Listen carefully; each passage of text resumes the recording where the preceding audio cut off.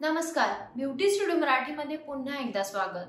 तर हा व्हिडिओ एक प्रोडक्ट रिव्ह्यू व्हिडिओ आहे आणि आज मी तुमच्यासोबत हे मिनिमलिस्टचं सॅलिसिलिक ॲसिड सीरमचा रिव्ह्यू शेअर करणार आहे की ह्याला कसं वापरायचं, कुणी वापरलं पाहिजे, ह्याचे काय काय फायदे आहेत, सगळं काही ह्या प्रोडक्ट बद्दल। चला तर मग आजचा व्हिडिओ आपण लगेच चालू करूया। तर माझ्याकडे आहे आता मिनिमलिस्टचं सॅलिसिलिक ॲसिड, तर हे 0.2% आहे आणि हे आपल्या चेहऱ्यावरचं तेल कमी करतं, ॲक्ने, ब्लॅकहेड्स कमी करतं आणि हे ज्यादातर पिंपलसाठी आणि ऑइली स्किन टाईपसाठीच आहे। जर तुमची ड्राय स्किन असेल किंवा सेन्सिटिव्ह स्किन असेल तर तुमच्यासाठी हे सीरम काहीच कामाचं नाहीये, तुम्ही हे घेऊ पण नका आणि बघू पण नका। पण जर तुमची स्किन तेलकट असेल, तुम्हाला पिंपल सारखे येत असतील तर तुम्ही हे सीरम नक्की ट्राय करा। हे सॅलिसिलिक ॲसिडचं सीरम तुम्ही एकतर रात्री लावू शकता नाहीतर सकाळी, पण रात्री लावलेलं कधीही चांगलं। जर तुम्हाला खूप जास्त असे ब्लॅकहेड्स असतील किंवा व्हाईट हेड्स असतील आणि जर तुम्ही 2 दिवस नुसतं हे जर सीरम वापरलं तर तुमचे जे व्हाईट हेड्स, ब्लॅकहेड्स असतील ना ते ऑटोमॅटिक निघून जातील, पोर्स तुमचे क्लीन होतील आणि तुमचं जे नाक असेल ते एकदम सॉफ्ट होईल। बरेचदा असं होतं की आपलं नाक खूप जास्त खरबरीत होतं कारण तिथे व्हाईट हेड्स जास्त जमा होतात। पण जर तुम्ही सॅलिसिलिक ॲसिड वापरलं तर तुमचे जे व्हाईट हेड्स असतात, ब्लॅक हेड्स असतात ते पूर्णपणे निघून जातील। म्हणजे तुम्हाला एक्स्ट्रा त्याला पूर्ण ते व्हाईट हेड, ब्लॅक हेड काढायची किंवा दुसरं काही नोज स्ट्रिप वापरायची काही गरज लागणार नाही जर तुम्ही सॅलिसिलिक ॲसिड सीरम वापरलं तर। आणि हे सीरम ना सगळ्या स्किन टाईपसाठी चालतं।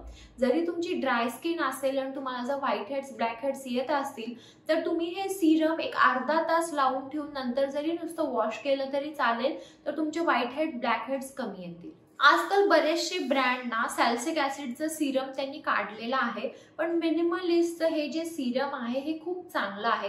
ह्याची जी कन्सिस्टन्सी आहे ती एकदम लाईट वेट आहे, म्हणजे तुम्ही बघू शकता की असं पाण्यासारखी कन्सिस्टन्सी आहे आणि हे पटकन तुमच्या स्किनमध्ये ॲब्झॉर्ब होणार आहे। असं नाहीये की तुम्हाला खूप वेळ त्याला मसाज करत बसायला लागणार आहे आणि नंतर मग ते ॲब्झॉर्ब होणार, असं काहीच नाहीये। हे पटकन ॲब्झॉर्ब होतंय। मी जस्ट एक असं हात फिरवला तरी देखील हे ॲब्झॉर्ब झालं, तर हे इतकं फास्ट ॲब्झॉर्बिंग आहे आणि ऑइली स्किनसाठी किंवा ॲक्ने प्रोन स्किनसाठी तर हे खूप छान आहे।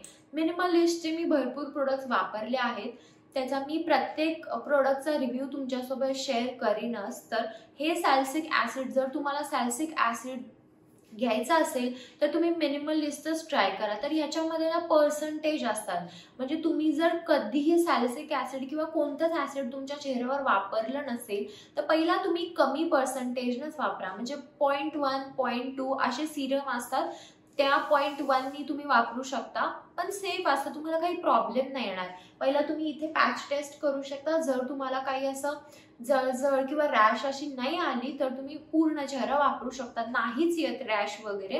पण इन केस जर तुमची सेन्सिटिव्ह स्किन असेल तर मी सांगते तुम्हाला की पहिलं तुम्ही पॅच टेस्ट करा। जर एक पॅच टेस्ट तुम्हाला काही प्रॉब्लेम नाही आला, ती व्यवस्थित झाली, तर तुम्ही कोणतेही ॲसिड वापरू शकता। म्हणजे तुम्ही जर विटॅमिन सी वापरू शकता, सॅलिसिलिक ॲसिड, नायसिनामाइड कोणतेही सीरम वापरू शकता। तुम्ही जर विटॅमिन सी ऑलरेडी वापरत असाल तर तुम्हाला ह्याची काहीच ॲलर्जी किंवा पॅच टेस्ट करायची काही गरज नाही लागणार, कारण हे तुमच्या स्किनला सूट होणार, कारण तुम्ही ऑलरेडी विटॅमिन सी सीरम वापरताय। जर तुम्ही सॅलिसिलिक ॲसिड सीरम सर्च करताय चांगल्या ब्रँडचं, तुमची जर तेलकट त्वचा आहे, कपाळावर पुरळ आहे किंवा इतर छोटे छोटे असे पुरळ आहेत तर त्याच्यासाठी तुम्ही हे सीरम नक्की चेकआउट करा। तर हा होता आजचा माझा व्हिडिओ, म्हणजे प्रोडक्ट रिव्ह्यू बद्दल। जर तुम्हाला काही शंका असतील सॅलिसिलिक ॲसिड बद्दल तुम्हाला कमेंट बॉक्समध्ये विचारू शकता आणि हा व्हिडिओ जर आवडला असेल तर व्हिडिओला लाईक करा, शेअर करा आणि चॅनल सबस्क्राईब करायला विसरू नका। चला तर मग आपण लवकरच भेटूया एका नवीन व्हिडिओमध्ये, तोपर्यंत काळजी घ्या, बाय।